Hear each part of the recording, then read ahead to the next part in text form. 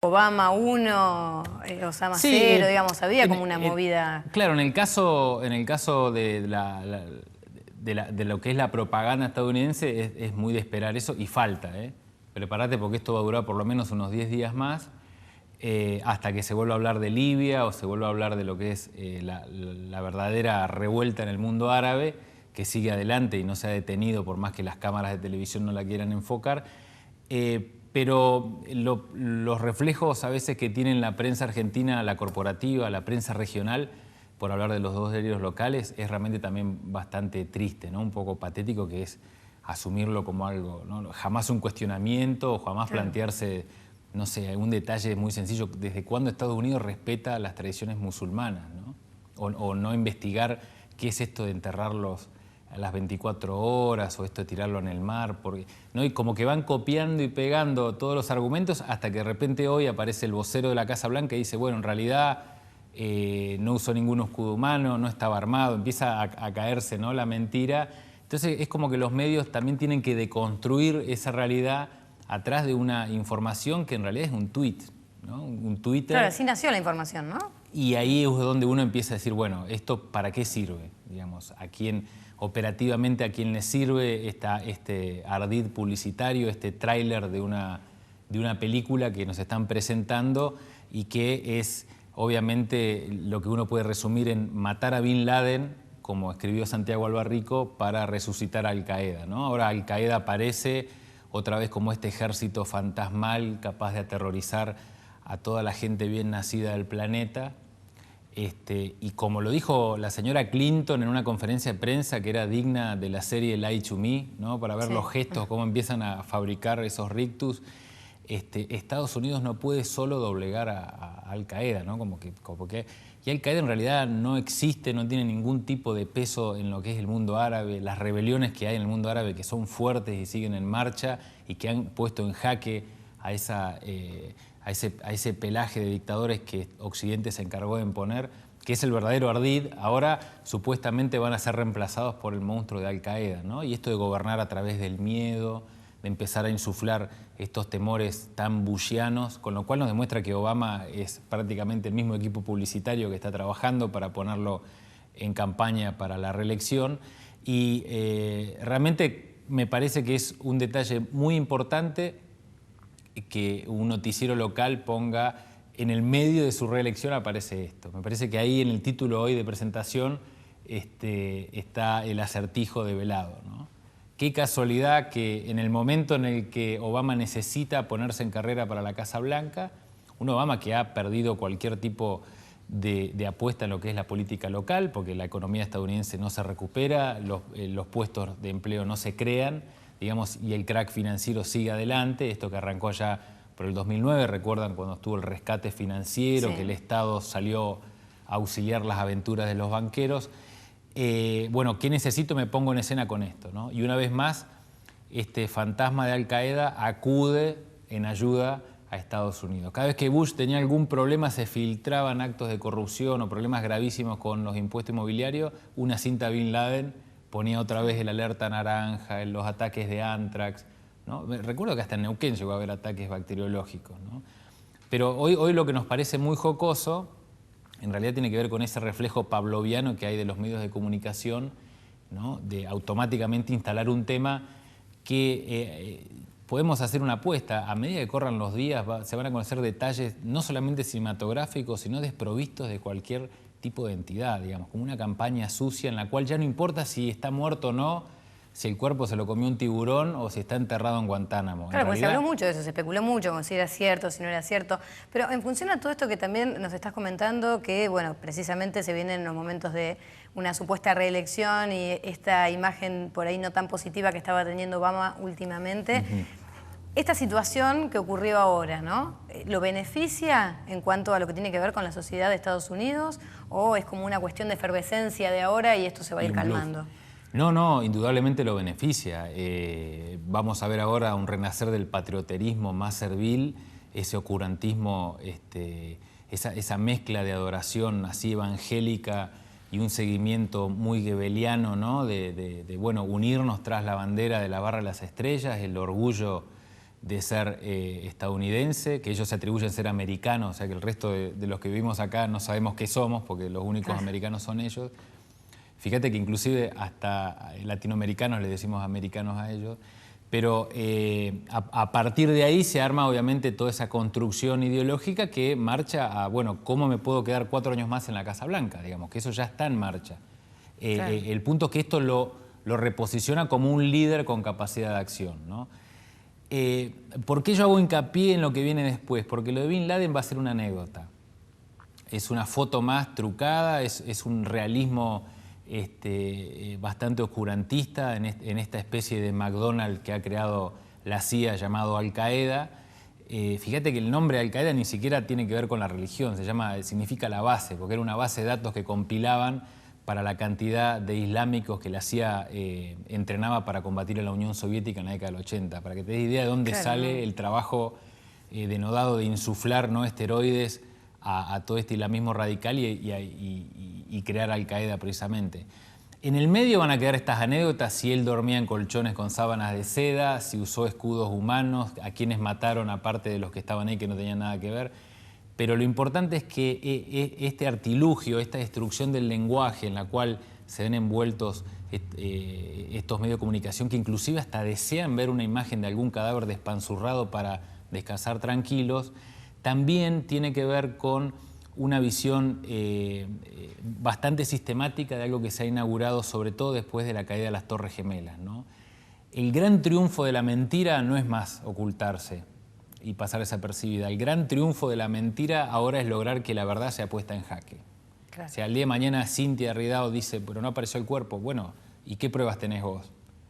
Claro. Ese es el truco del ardid que uno va a poder ver de acá por lo menos a 10 días en el armado publicitario de lo que va a ser esto, ¿no? El libro, los dossiers, los suplementos especiales y todos los medios corporativos. Por eso siempre hay que hacer una lectura de los medios que van a construir esta imagen, que en realidad no existe, porque de hecho ya pusieron que ahora hay otro peor, que es Al-Sarawi, un médico egipcio de 60 años, que ya te cuentan que le asesinaron a la mujer y los 4 hijos. Claro, se va instituyendo de alguna manera una cosa, digamos, por otra. Y también ayer permanentemente. En la CNN ayer también estaban haciendo un debate precisamente sobre esto que hablas, ¿no? De si era real que Bin Laden estaba muerto o no y qué pruebas podía aportar Obama ante esta situación. Pero es que de alguna manera no importa, digamos. Claro. Si nosotros hoy tuviéramos una frialdad todavía más objetiva respecto a lo que hoy está pasando en Medio Oriente, en Oriente Medio, perdón, o en África, o con estas aventuras militares, uno podría decir, murió Bin Laden y, digamos, operativamente no estaba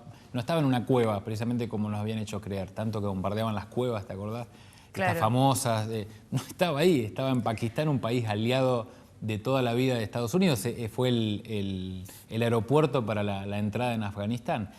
Pero por eso fíjate que esos detalles van en realidad a formar parte tal vez de alguna biopic o algún documental próximo de Michael Moore, para darte algún pequeño adelanto, pero lo fundamental es que está puesta en marcha esta máquina patrioteril para insuflar estos ánimos, ¿no?, del Yes We Can y arrancar una vez más en este oscurantismo, que eso sí es lo que a mí creo nos tiene que provocar temor y alarma, ¿no? Esto de empezar a señalar quiénes son los amigos, ¿no? Sobre todo, por ejemplo, cuando uno ve comportamientos, no hablo nunca de política nacional, pero fíjate que ya haya diputados o senadores que le exijan a la presidencia que se expida sobre este tema, ¿no? Y estamos de acuerdo, ¿no? ¿Vamos a felicitar o no la exhibición del cadáver? Es de alguna manera cómo empieza a colarse el tema. Bueno, ¿quiénes son los amigos y quiénes los enemigos? Y empieza... ese es el verdadero alerta naranja, ¿no?, que empezó a circular. Bueno, nos vamos a tener que preparar para esto. Y como consecuencia también de esto que ocurrió, más allá de la importancia o no de la noticia a largo plazo, también desde Estados Unidos remarcaron la importancia para el resto de los países del mundo de tener mucho cuidado con respecto a atentados que puedan ocurrir precisamente como en represalia de esto que ocurrió. ¿Es real eso o es simplemente una cuestión, digamos, incluso para atemorizar un poco más al resto del mundo en función a esta acción? A ellos les sirve. En política estadounidense la frase clave es seguridad nacional. Cuando el mundo hablaba de La Habana o de Lewinsky, la mayor cantidad de bombas sobre Yugoslavia sucedió en cuestión de horas, digamos. A vos te sirve la seguridad nacional. Puedes desviar automáticamente.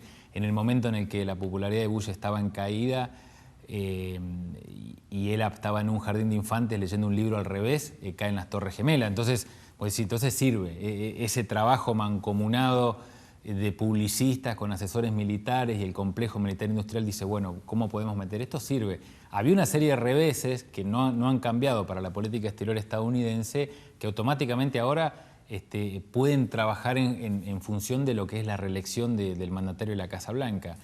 Desde el Premio Nobel de la Paz hasta la exhibición del cuerpo no, digamos, van a ser detalles anecdóticos. Lo que está en marcha es que esta maquinaria, digamos, lo que se puede ver, ya ha empezado a trabajar, digamos, ¿no? Y el asombro que yo no dejo de tener es cómo se hollywoodiza todo, ¿no? Automáticamente. Ahora, bueno, vamos a ver si mostramos las fotos porque son muy atroces. Después de Abu Ghraib, ¿qué más nos puede horrorizar? Después de lo que hacen en Guantánamo, un campo de concentración al peor estilo de los nazis, ¿qué más nos puede horrorizar? Después de la cantidad de muertos que hay en Honduras, de un golpe militar que fue instalado desde una base militar estadounidense, ¿qué más nos puede horrorizar? Digamos, ¿no? Pero bueno, vamos a cuidar las expectativas. Entonces ahora ya no va a importar eso. Y de alguna manera lo que sí puede descalabrar es que aparezca alguna cinta de Bin Laden hablando, que es muy poco probable, porque en realidad eso funcionaba solamente bien para Estados Unidos.